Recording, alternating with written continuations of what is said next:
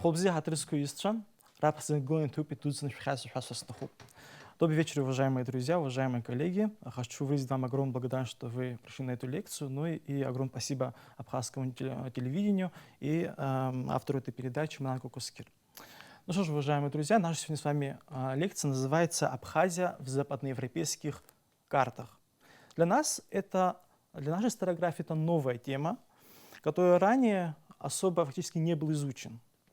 Но для понимания средневековых карт, что мы на них имеем, я должен буду буквально минут 5 уделить периоду образования Абхазского княжества.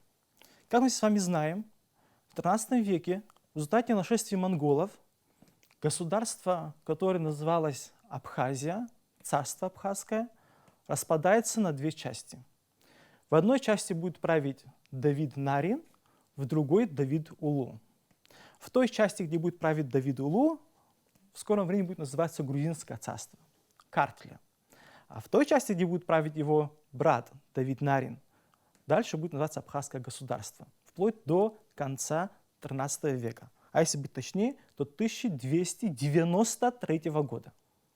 После его смерти его двое сыновей начинают борьбу за абхазский престол.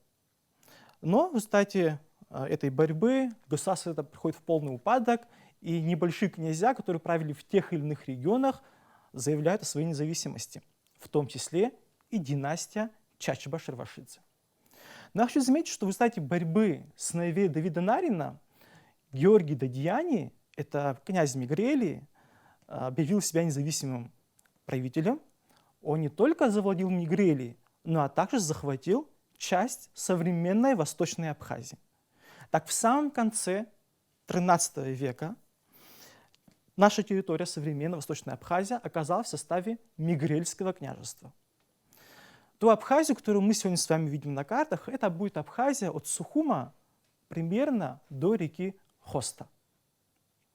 Так начинается история средневекового Абхазского княжества, которая будет отражена в средневековых европейских картах. Но я хочу заметить, что положение Абхазского княжества как независимое, которое себя объявили чачбовцы, продолжалось недолго. За все это время Грузия, Картля, да, современная Восточная Грузия, была в составе государства Ильханов. Это монгольское государство на территории Ирана. Дело в том, что в 1335 году там умирает 9-й хан государства Хулайгудов или государства Ильханат Абу Саида. И в это время в Картле правит Георгий Блистательный. Он выходит из подчинения государства Хулайгудов и попытается восстановить то государство, которое называлось Абхазия. Конечно, эти попытки оказались не очень удачными. Хотя, если внимательно читать источники, то мы видим, что абхазские князья Чачбы как бы номинально подчинились Георгию. Но, как заметил грузинский историк Ватаишвили, несмотря на значительные достижения Георгия Блистательного, как во внутренней, так и во внешней политике, полностью возродить Грузию до монгольского периода ему не удалось. Впервые в масштабах всей Грузии партикуляризм столь откровенно был противопоставлен централизованной царской власти, чему, вопреки жестким законодательным мерам Георгия V, способствовало образование полунезависимых феодальных вотчин, синьори или сатавадо. Грузия оказалась не способна преодолеть эти внутригосударственные проблемы из-за постоянных войн. Уже в XIV веке, в 1387 году, в Грузии правит Баграт V. Именно при нем абхазы окончательно прервут все политические связи с Грузией. Я хочу заметить, что здесь происходили очень такие важные события, когда разные восточные государства постоянно нападали на Закавказье и пытались их завоевать. Был такой вот царь Баграт V, и он был захвачен Тамерланом, известным средневековым завоевателем. И как пишет Джастин Мороци, английский исследователь, стоя перед своим победоносным противником, он провозгласил «Ля иляха аль-илла Мухаммед Расул Аллах», 7 слов, которые отличали мусульман от других. Баграт присягнул на верность Тимуру, отдав ему свою кольчугу, которая, как говорят, была выкована пророком Давидом. Вспомним, что династия Багратидов, есть мифологическая версия, что якобы они от самого пророка Давида ведут свое происхождение.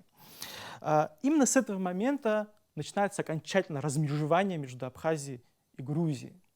А уже в 1462 году, в период правления Георгия, был такой царь, Абхазия окончательно освободилась от Грузии, от номинальной зависимости.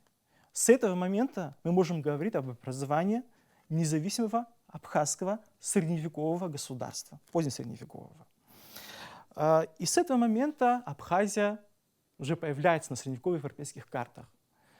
Вот такая краткая история по поводу образования Абхазского княжества. Теперь же мы с вами перейдем к картам.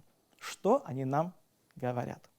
Итак, в 1204 году, во время нашествия крестоносцев на восток, они захватили город Константинополис, ныне город Стамбул. Там образовалась Латинская империя. Но в 1261 году греки вернули себе этот город, и в этом им помогли генуэзцы. А как известно, город Венеция, город Генуя — это были средневековые государства в Италии, которые постоянно боролись между собой. И тогда же между греками и византийцами, греками и венецианцами был подписан Нимфейский договор, по которому на территории Черноморского бассейна образовывается официум Газария. Центром этой вот Газарии находился в Крыму, в городе Каффа. Вот мы с вами здесь видим первую карту. Вот здесь написано вот Крым. Мы здесь видим здесь надпись Газария. Здесь мы с вами видим надпись Черкесия, а здесь Абхазия, то есть Абхазия. Хочу заметить, что на территории Абхазии венецианцы основали несколько факторий. Итак, на территории современной Абхазии, ну и не только современной Абхазии, на территории современного Кавказского края, современного Крыма, венецианцы основали несколько торговых факторий. В этих факториях они торговали с местным населением, в том числе и с абхазами, естественно. Здесь мы с вами видим нашу очень такую важную карту Петра Висконти. Эта карта была создана в 1313 году. Это вот начало XIV века. Мы здесь с вами видим, к сожалению, здесь немножко плохо видно, потому что это очень все-таки старинная карта, ему уже 700 лет. Карта эта хранится во Франции, в Национальной библиотеке Франции, в Париже. Здесь вот указаны несколько вот факторий. Но здесь вот красным выделен Сауатополис. Это город Сухум. Далее мы здесь с вами видим надпись Песонда. Кстати, от слова Песонда в XIX веке возник топоним Пицунда. Вот такой след нам итальянцы оставили в нашей истории в виде названия топонима. Конечно, здесь очень много перечислено названий, очень много топонимов. Некоторые исследователи считают, что вот эти все топонимы — это все торговые фактории. Нет, конечно же, ни в коем случае, это не совсем так. В результате наших исследований мы обнаружили, что там всего лишь несколько топонимов. Это, скажем, Саватополи, это у нас получается Сухум, Каву-де-Буксо, это Гудаута, Пезонда, это у нас Пицунда, и Какари, это у нас Гагра. Вот в этих местах у них были торговые фактории. А вот другие топонимы указаны, это название рек. Хочу заметить, что все эти пункты, естественно, играли очень важную роль в экономическом взаимоотношении между Абхазией и Европой. Ну и, к сожалению, есть один очень такой отрицательный факт. Для нас генуэзцы, да и венецианцы, все они занимались работорговлей, к сожалению. И с территории Абхазии вывозилось очень много живой товар. Вывозились в Венецию, в Генуя, даже ввозили в Амальфи. Вот там, где сегодня река Келасур, вот примерно вот в этом районе, располагался порт Амальфи. такой город и сегодня существует в Италии. Вот оттуда вот купцы прибывали сюда, здесь они себе основали порт и занимались, вот, к сожалению, работорговлей. Следующая наша с вами карта – это 1339 год. Карта Анджелина Дульцерта. Мы должны будем более подробно на этой карте остановиться, потому что карта очень спорная. По моему мнению, эта карта трактуется неверно в грузинской историографии. Вот такой мы факт имеем об этом. Грузинский исследователь Лабженидзе в журнале The Partalon в США написал статью по поводу вот этой вот карты, где он пишет: следующая карта, на которой изображен Тбилиси, это карта Анджелины Дульцерта, выпущенная в 1339 году. На ней изображена вся территория Грузии, Тбилиси, которая помечена как Тифлис. Город отмечен как стилизованный замок и флаг с 5 крестами сверху. Тот же флаг с 5 крестами является действующим национальным флагом Грузии. В статье размещена часть карты Дульцерта с указанием этого флага над Тбилиси и Сухумом. Другой грузинский исследователь Бичкашвили в журнале «Гербовед» в России издал статью на эту же тему, где он говорит: в книге это большой известный как Всемирный атлас на белой ткани во всю длину и ширину полотнища изображен прямой красный крест, делящий полотнище на 4 части, в каждой из которых размещены такие же маленькие кресты. Далее автор пишет: грузинский государственный флаг с изображением такого же на итальянском и каталонских географических картах составлены между 1375 и 1378 года. На них также изображен белый флаг с 5 крестами, с 5 красными крестами. Однако при тщательном изучении этой карты мы обнаружим следующие факты. Во-первых, грузинские исследователи вырезали эту карту, вот этот флаг над Сухумом и над Тбилиси, один большой крест и по сторонам маленькие кресты стилизованные. Но не показали самого главного. Дело в том, что вот, значит, в этом месте у нас имеется, если плохо видно, правда, имеется изображение такого же флага.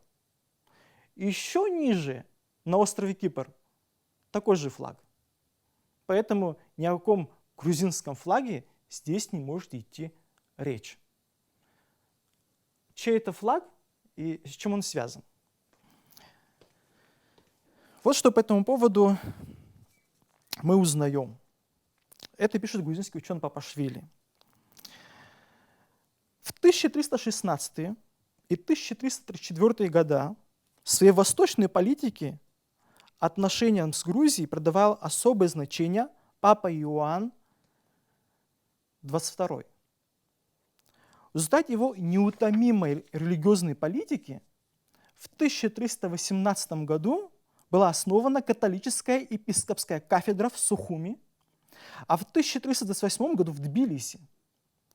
Это должно было сыграть значительную роль в деле объединения обеих церквей, чем Иоанн придавал международное значение. Не все знают о том, что династия Багратидов, а именно правительница Русудан, писала письмо в Европу, что она готова сделать свое царство католическим. Историк Берадзе писал: к началу XIV века число католиков в Сухуми еще больше возросло. Именно поэтому, когда в 1318 году Папа Римский учредил так называемое султанистское архиепископатство в государстве Ильханатов, одним из его епископских центров был избран Сухуми. Действительно, католические миссионеры отправились в государство Хулайгудов или Ильханат на территории современного Ирана и не только, и они создали несколько кафедр. В Севастии, это ныне Турция, Тбилиси, Грузия, Сухум, Абхазия, ну и в некоторых еще других городах. В Ватикане хранится документ, я лично видел этот документ своими глазами, где имеется надпись Солтанье, то есть город, где располагается центр католиков в государстве Хулайгудов, и под этим названием идут города, где располагались их отделения, да, будем так их называть. И это очень важно. То есть вот этот флаг, то, что мы здесь с вами видим, который очень похож на современный грузинский флаг, никакого отношения к Грузии не имеет. Это герб, флаг католиков, султанистского архиепископства на территории государства Хулайгутов. Несколько лет тому назад на набережной Сухума, когда отмечали День флага Абхазии, этот флаг там стоял. И у некоторых это вызвало возмущение. И поэтому, конечно же, я хочу обратиться ко всем и сказать, чтобы наши люди спокойно отнеслись к этому. Этот флаг никакого отношения к Грузии не имеет. Да, сегодня они этот флаг сделали своим, но в историческом прошлом этот флаг никакого отношения к ним не имеет.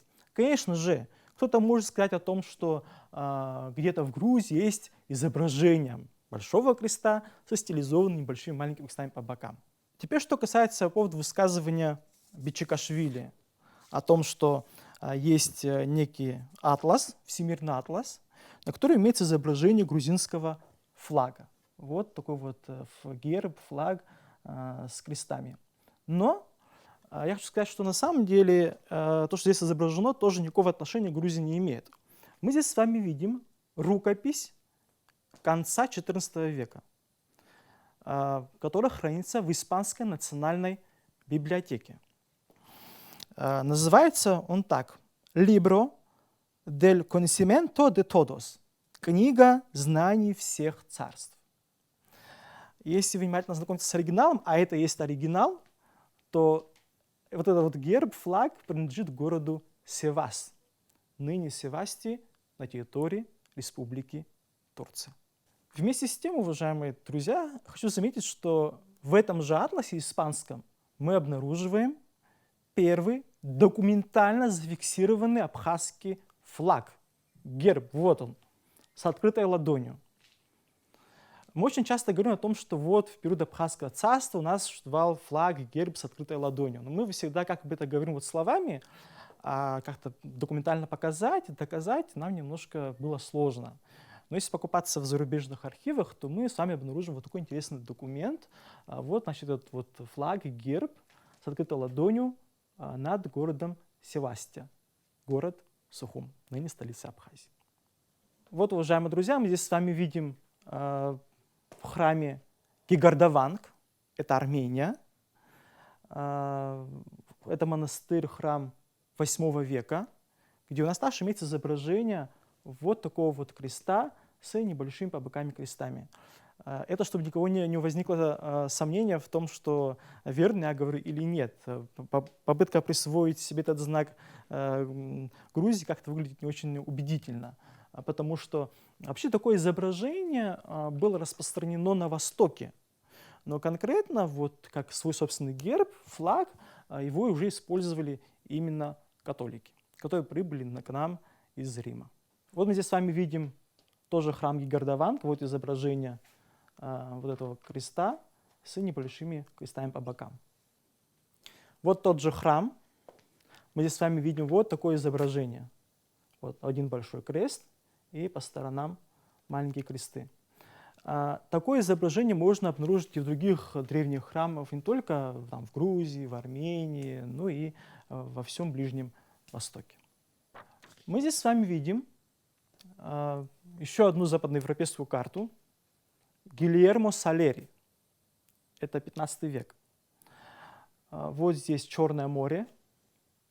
Вот здесь у нас ранее располагалась Византийская империя, уже Османская империя, Греция, ну и Италия, Генуя и Венеция. Мы здесь с вами видим еще одно доказательство существования у нас герба или флага с открытой ладонью. Вот он. Правда, теперь он расположен не вертикально, а горизонтально. Вот здесь. Ну и здесь очень много топонимов, которые указывают о нахождении здесь Абхазии.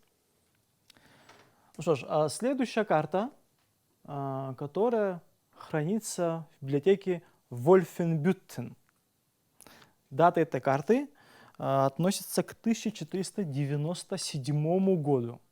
Это фактически вот, конец 15 века получается.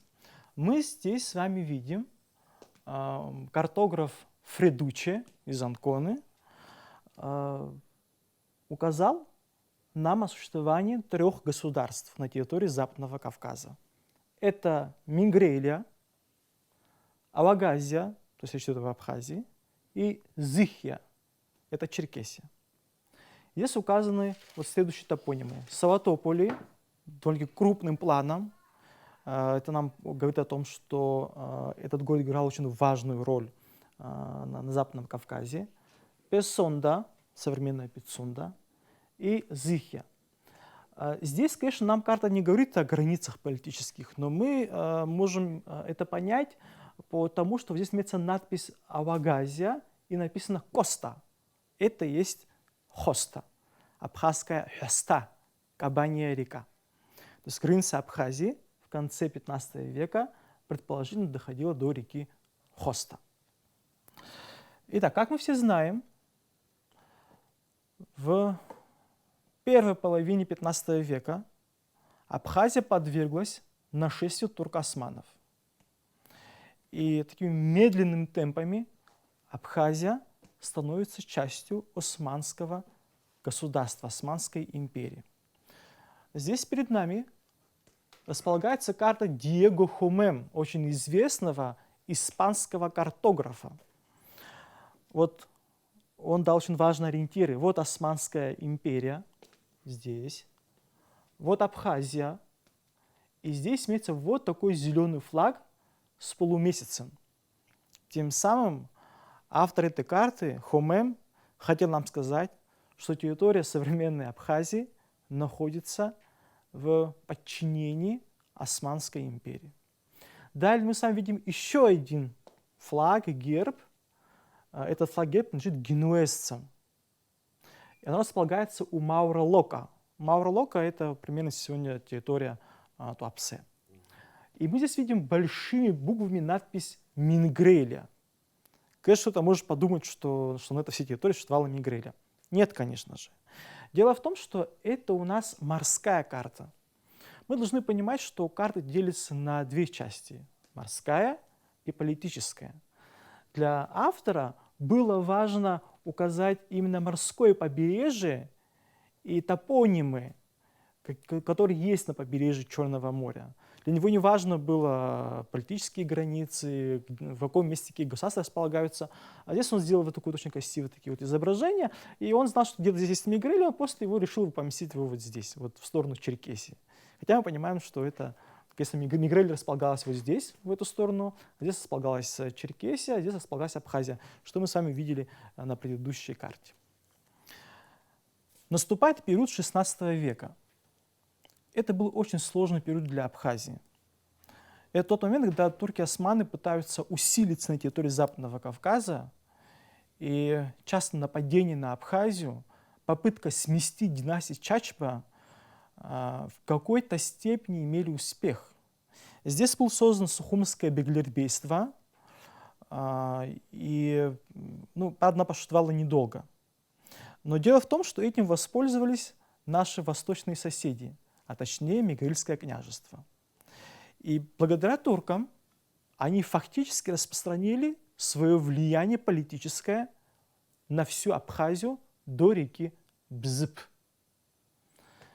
Остальная Абхазия, которую позже мы будем знать как Садзен, от Бзып до Хостель-де-Мацесты, фактически останется независимой. Так, к сожалению, в XVI веке наше государство, позднесредневековое, и наш народ окажется разделен. И это разделение, к сожалению, будет продолжаться очень и очень долго и будет иметь свои отрицательные политические моменты. Мы здесь с вами видим 2 Абхазии. Значит, вот граница проходит. Значит, эта вся территория принадлежит турко-османам.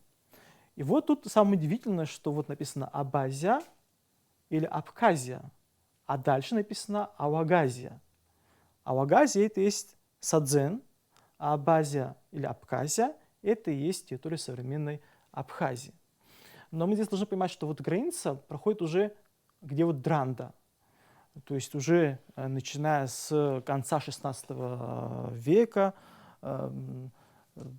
как бы политическая граница Абхазии начинает расширяться. Если раньше Мигреля доходила до Сухума, а фактически у нас отняли Восточную Абхазию, то уже вот с XVI века политическая граница начинает двигаться обратно. То есть происходит такая реконкиста, то есть возвращение исконной территории абхазов вот, в Восточной Абхазии. Вот мы здесь с вами видим вот такую вот разделенную Абхазию на две части. Кстати, тогда и возникает понятие такое в абхазском языке, как «апсныракадудза», «апснухуча». Когда я еще был более молодым, от старших слышал, что существовала большая и маленькая Абхазия. Я не совсем понимал, что это означает, как понять большая и маленькая Абхазия. И даже в источниках мы не встречаем фактически информации об этом. Но вот в народе, как вот в памяти у нас сохранилось о каких-то двух Абхазии. Как раз-таки вот мы получаем подтверждение в источниках картографических, что такая Абхазия, разделенная на две части, малая-большая Абхазия, действительно в нашей истории существовала, к большому сожалению, вот разделенная. И надо сказать, что здесь вот мы с вами видим столицы этих двух абхазских княжеств. Ска-София, это Алахадзе современная, и видим Эсхи-Сумуни. По-турецки Эсхи-Сумуни означает «старый Сухум». Этот Эсхи-Сумуни располагался у устья реки Гумста. Сегодня там сохранились уже, к сожалению, развалины этой крепости, некогда вот столица Абхазского княжества, которая располагалась у устья реки Гумста. Хочу заметить, что уже начиная с конца 17 века абхазы начинают отвоевывание оставшейся своей территории, которая когда-то была завоевана Мигрелией. Речь идет о территории между реками Кадор и Ингур. В конце 17 века династия Чачба удалось дойти до реки Ингур и установить там свою границу. Так, в конце 17 века фактически вся современная Абхазия была объединена. И надо сказать, что эти границы, естественно, сохраняются до сих пор. Наша граница начинается на реке Ингур, вот благодаря Сореху Чачба. Но надо предполагать, что на самом деле абхазское слово «шарах Чачба», зверь по-абхазски, вот он там стал править фактически. И с этого момента как раз-таки начинает возникать такое понятие, как самразахан, о котором мы с вами поговорим на следующей лекции. Таким образом, уважаемые гости, с конца XIII века до конца XVII века Абхазия пошла очень сложный путь в политическом плане, в этническом плане, когда наши границы сузились, когда наш народ оказался разделен на две фактически княжества, и абхазы пережили очень сложный период и угнетение со стороны Османской империи, попытка насадить ислам, хотя эти попытки, нельзя сказать, что они были прям удачными, но, естественно, во многих источниках и картах мы встречаем информацию о том, что вот Абхазия — это вот такая фактически мусульманское княжество. Хотя на самом деле, если говорить честно, население как таковое не принял ислам. Ислам принял именно правящая верхушка. Речь идет о династии Чачба. Но сам простой народ очень долгое время оставались такими приверженцами, по большому счету, традиционного верования абхазов. Это очень легко можно проследить по многим источникам средневековым, если мы их будем просматривать. Ну что ж, уважаемые гости, здесь мы с вами видим очень интересную карту. Это карта Гийом де Лил, французского королевского картографа. Вот здесь вот очень интересная надпись «Independent Абаза». То есть я хочу сделать небольшую ремарку, что на самом деле в европейских источниках нашу страну часто называют, и нас народ, абхазов называют Абаза и Абазины. Нас не делят на абхазов и на абазин. Мы один народ, и нас всегда называли Абаза или просто Абхазы. Поэтому, когда некоторые говорят, что якобы в позднем Средневековье Абхазия не была независимым государством, это не соответствует действительности. Подтверждение мы находим как раз-таки вот на этой карте. Здесь находится Мингрейля, независимая Абхазия. Ну и выше здесь мы с вами видим Черкассия, то есть Черкесия. Вот смотрите, что по этому поводу мы встречаем в источниках. Пейсанель, служивший в 1753-1757 года французским консулом в Крыму, говорил: резиденция Б находится в Сухуме. Главное начальство в этой местности принадлежит паше Черноморского побережья. Но абазинцы не повинуются ни ему, ни турецкому бею, и лишь одна сила может привести их к покорности и повиновению. По этому поводу в Хуште Багратионе представитель династии Багратитов писал: Шервашидзе, державец абхазский, никому не подвластен. Вот такую вот интересную информацию мы встречаем в картографии, ну и в средневековых источниках. Итак, уважаемые гости, подводя итог, хочу сказать, что за время существования Абхазского княжества это государство сокращалось территориально, в том числе и этнически, потому что 300 лет нахождения Восточной Абхазии в составе Мигрельского княжества бесследно не исчезли. Естественно, что Восточная Абхазия подверглась мигрализации. Здесь как бы у нас нету карты, но есть такие карты, где действительно на территории современного Гальского района можно обнаружить грузинские или мигрельские топонимы. Это естественное явление, что государства, княжества завоевывают друг друга, границы двигают то в одну сторону, то в другую сторону. Ясное дело, что если в каких-то картах мы обнаруживаем Восточную Абхазию в составе Мигрели, и мы там видим мигрельские топонимы, это лишь говорит о том, что произошла экспансия Мигрельского княжества на территории современной Абхазии. Но вот некоторые ученые говорят, что вот, значит, от Акикадор до Ингура там не жили вообще абхазы. Это, конечно же, неправда. Потому что Восточная Абхазия является колыбелью нашего народа. Это территория древней Апсилии. И говорит о том, что это неисторическая Абхазия, не совсем правильно. Да и к тому же, кстати, даже эта территория, да, Восточная Абхазия, находясь в составе Мигрельского княжества, мы там находим абхазское население.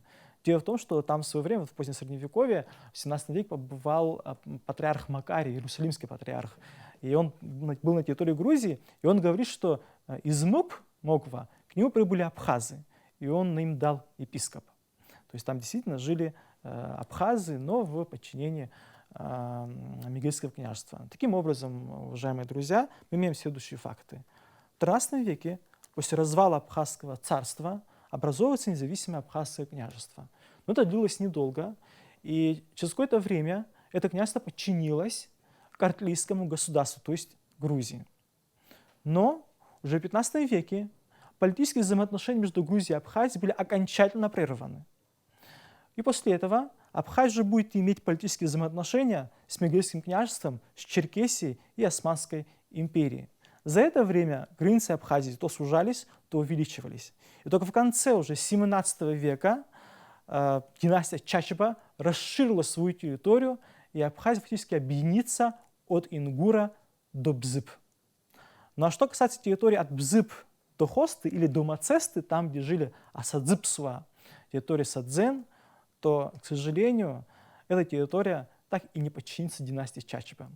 И надо сказать, что только вот Килишбею Чачебу удалось эту территорию взять под свой контроль, и то это длилось недолго. И на многих картах XIX века мы с вами эту территорию видим как часть Черкесии. Не потому, что там жили черкесы, и это была Черкесия, а потому что садзены имели очень серьезные военно-политические взаимоотношения с Черкесией. И поэтому очень многие картографы, даже некоторые источники, вот эту территорию от реки Бзып часто называют Черкесией. Но если мы с вами будем внимательно изучать другие источники, тоже очень, которые важны, и будем изучать материалы и тех людей, которые непосредственно были на территории, то мы с вами видим, что они говорят о том, что садзы — это те же абхазы. И говорят на одном из, ну так говорить, вариантов абхазского языка. Вот такая история позднесредневекового абхазского княжества. На этом у меня все, уважаемые друзья. Я хочу выразить вам всем огромную благодарность.